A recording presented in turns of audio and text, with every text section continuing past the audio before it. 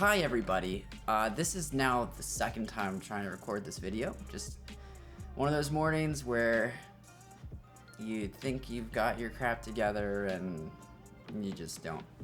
So today we're gathered to talk about Anamorphic and just a couple things that I've done versus what I'm doing now. To preface, I don't have any film school experience. This is not going to be a very technical video, as are none of my videos.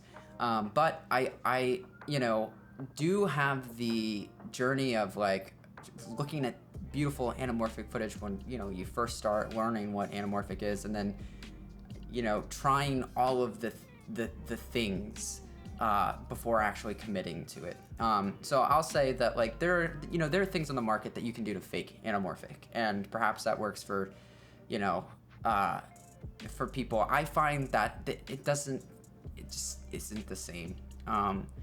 If you're looking for just blue streaks, there are plugins you can use. You can put a little filter thread over your lens and have a blue line. Like when I look at anamorphic, one of the things that I think of is that it's very intimate, and it's intimate in the way in the sense that like the background, everything is kind of taken out of focus and distorted, and because things round at the edges, your focus is really always going inwards. And so for me, it creates the impression that it is, it's a very intimate thing.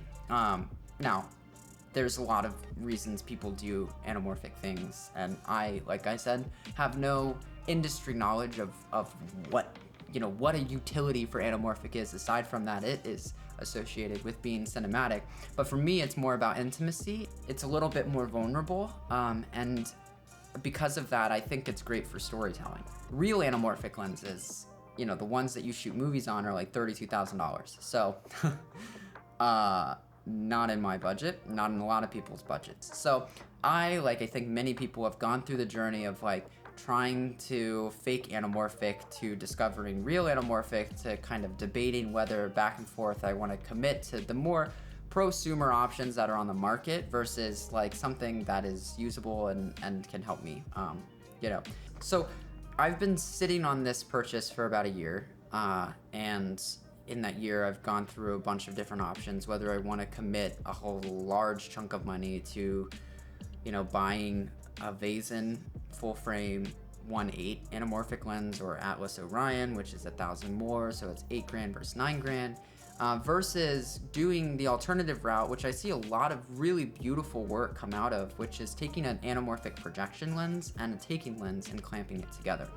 Now for me, the big drawback of this is that in a lot of situations you have to dual focus, and there's like different parts that you can buy and assemble. For me, I just suck at that kind of stuff. Like I sucked at Legos, I sucked at Lincoln Logs, I sucked at engineering in general. So the thought of having to like assemble all this crap and then make it work, and then that would, I would be liable for that, makes me nervous. And kind of made me put this off for like a year and think, oh, okay, maybe it would be more expensive maybe it would be more worth it to save money and buy something that is $8,000 that I know is assembled that works.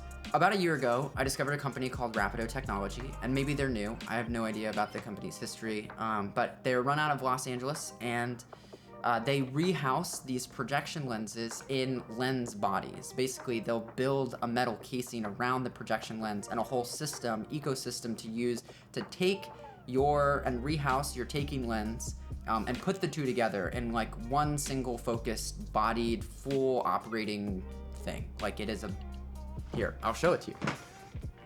It is like a full functional thing. Now I'm missing the rear metal jacket. It's on back order, but it's still functional, just with the taking lens. I'm not using it too heavily right now because I don't have that rear metal jacket and I don't want to break my lens. And this is like an old, right now I'm planning to use a Helios 442 right now. I'm shooting with a Nikon 50mm from like the 90s, and it's got a plastic body. Long term, probably just not going to be good. Anyway, but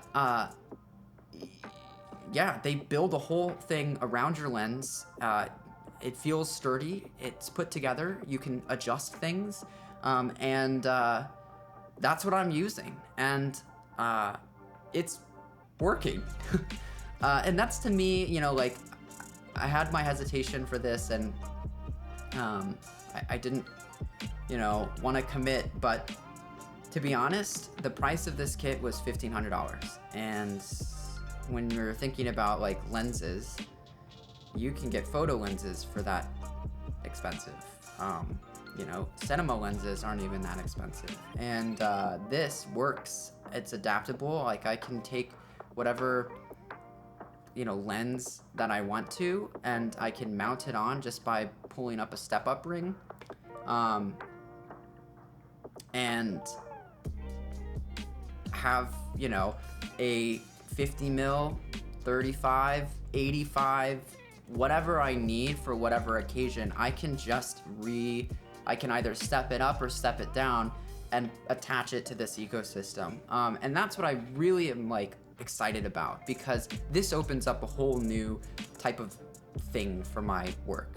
I know there's a lot of questions about, well, it's only $1,500, and like, yeah, that's a fairly minimal amount of money. And there's other, I guess, more prosumer options that you can take. And I really did consider this. This, like I said, is a decision I've been sitting on for literally a year. I was originally going to go with a Vazen full frame 1.8, but the more footage I looked at it, the more I just decided if I want to go anamorphic, I want to commit to 2 times. You know, Vazen has great products that I've been able to read. It's the cheaper of the 2, and I think it's the higher quality one. But it's having 1.8, you know, and from my eye, the difference is that with two, right? Like I'm talking about with 2 times anamorphic, you have more of that separation, more of that distortion, and for me, that's what makes anamorphic so special. So, you know, slacking on that and having more just focus on flaring, I don't really care. The flaring isn't the big important thing for me. It's not. I think it's cool and adds character. For me, it's more about the bending, the distortion, the barrel distortion. Anyway, so that's gonna wrap it up for this video. So please like, comment, subscribe. Let me know if you are using this, what your thoughts are. If you have any of the Vazen or Atlas Orion options, let me know. Again, like, I don't think that those are bad options. I just think I didn't want to commit 8,000 or 9,000 and have very limited financing options. Big drawbacks for me. So if you're Vazen and you're Atlas Orion, think about that, maybe, or maybe not. Who cares? Anyway, I hope you guys have a wonderful week. Please keep creating. Please let me know if you have any, you know, thing. This is a community for the 30 people that watch this, and we can have a talk among ourselves. All right, guys, take care. Bye.